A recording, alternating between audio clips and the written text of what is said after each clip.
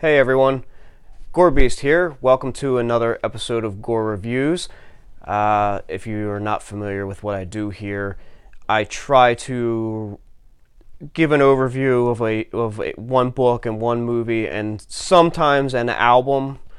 I don't always do music, but I try to. So if this is your first time viewing, that's my normal format. If you like this video, please give it a thumbs up below. Feel free to drop me some comments if there's anything you would like me to talk about, review, anything like that in the future. Let me know. I'm always looking for things that I haven't seen yet or read yet, things like that. And please remember to subscribe to my channel so that you can get notifications when I post new content. And share this video on social media with your friends. Help spread the word. Get me out there. And with all of that said, let's jump right into the first review, which is a brand new book called Clickers Forever. It's a massive book, so Clickers Forever, a tribute to J.F. Gonzalez, edited by Brian Keene. This massive book here was put out by Thunderstorm Books. And if you don't know who J.F. Gonzalez is, or Jesus to his friends,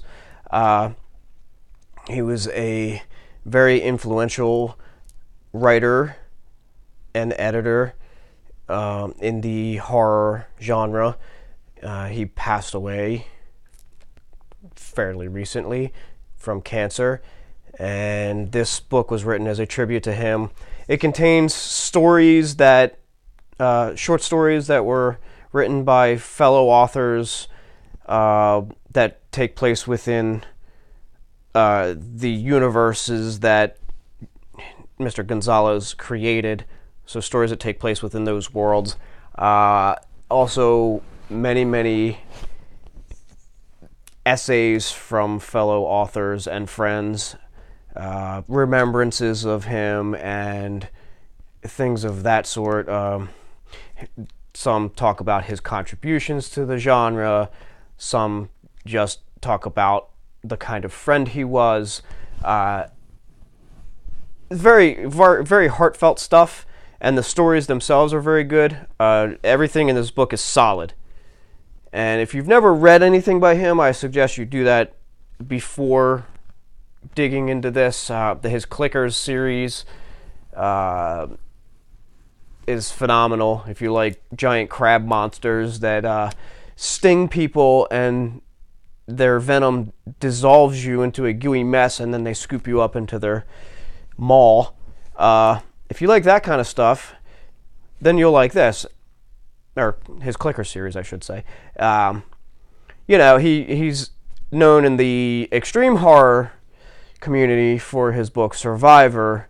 And I don't even want to tell you what that's about, but if you think you can stomach it, you should check that one out. It's a seminal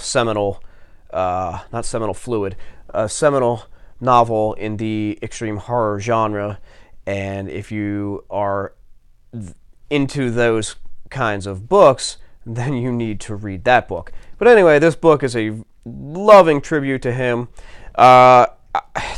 This hardcover's probably sold out, but Deadite Press, if you're familiar with them at all, they're my absolute favorite hardcore horror small press. They're not so small really anymore. They're putting out an edition, a paperback edition of this book fairly soon. I believe it's coming out. I also think that a few of the things from this book will not be in the paperback.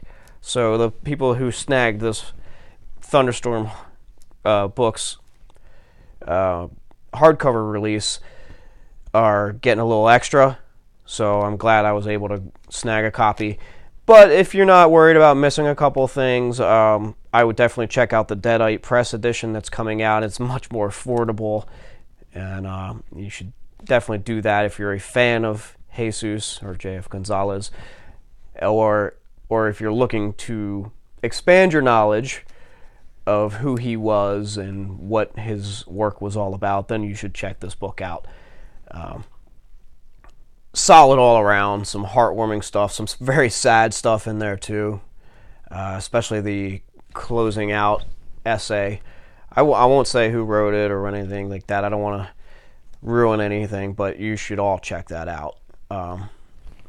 With that said, that's this week's book review, and again, that's Clickers Forever, a tribute to J.F. Gonzalez, edited by Brian Keene. And since it is St. Paddy's Day today, as you can see, I'm wearing my green Toxic Avenger t-shirt, because that's the only green t-shirt I own. But really, what other green t-shirt would you ever need besides the Toxic Avenger? Anyway, since it is St. Paddy's Day, I wanted to kind of do something at least themed toward that holiday. So for my film review, we're going to discuss, God, that glare, I'm sorry guys, we're going to discuss Leprechaun. Yeah. So in this film series, Warwick Davis, who, if you don't know who Warwick Davis is, he played the title role in the film Willow.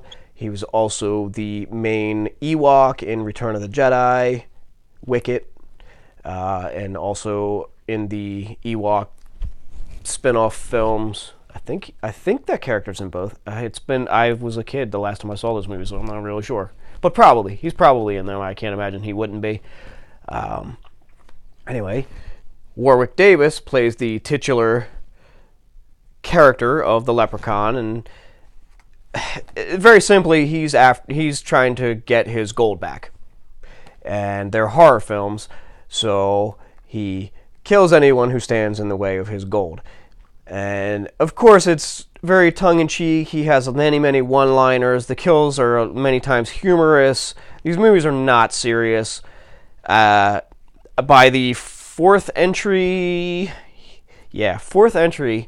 Leprechaun in Space, you can see where this is going.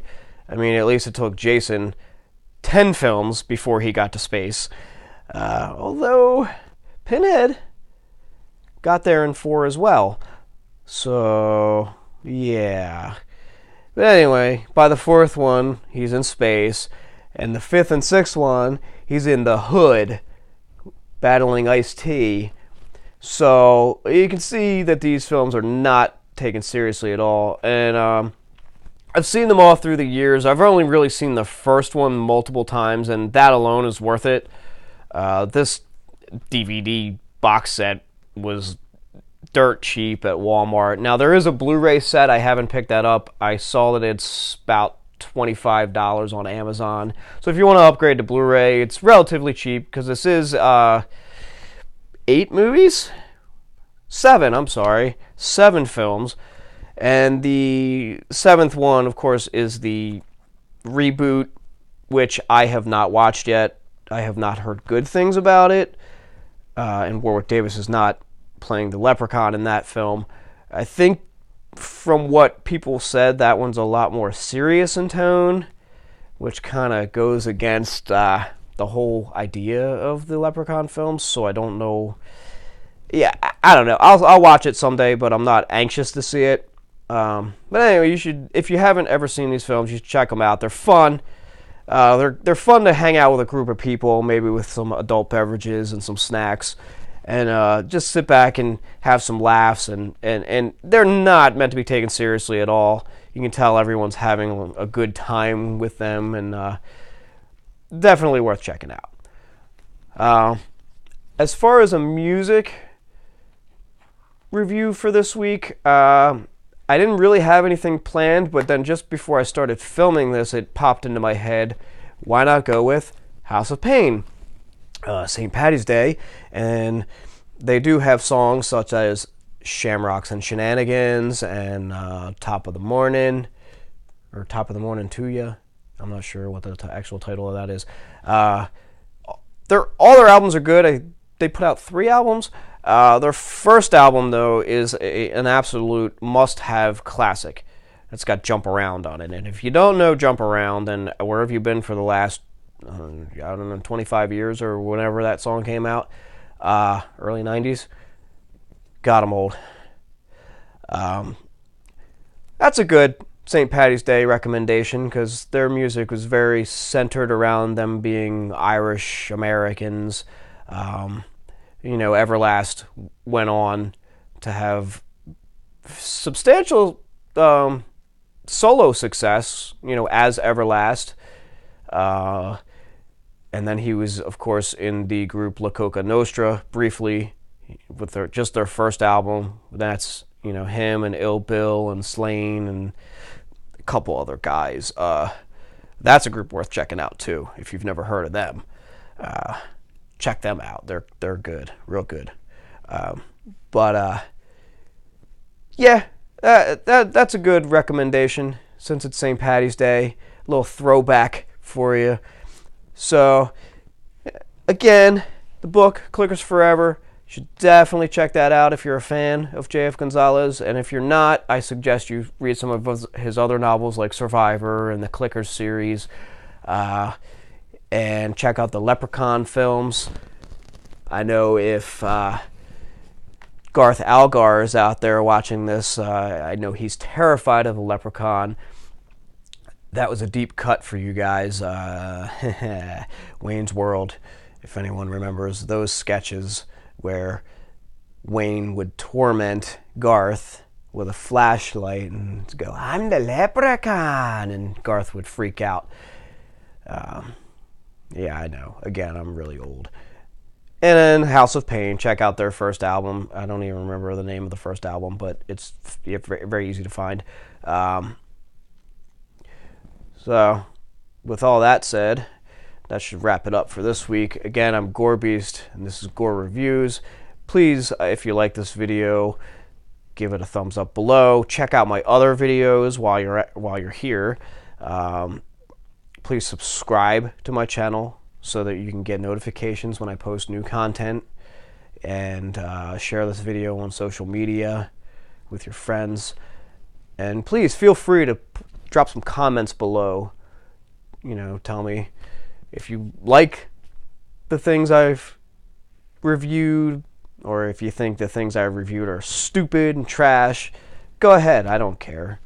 Just leave me comments, let me know. And if you want me to review anything in the future, also, drop me comments for that. Again, I'm always looking for new things to watch or read or listen to. I love discovering new stuff that I haven't found before. And that'll about wrap it up for this week. So until next time, I'm GOREbeast, and this is Gore Reviews. See you later.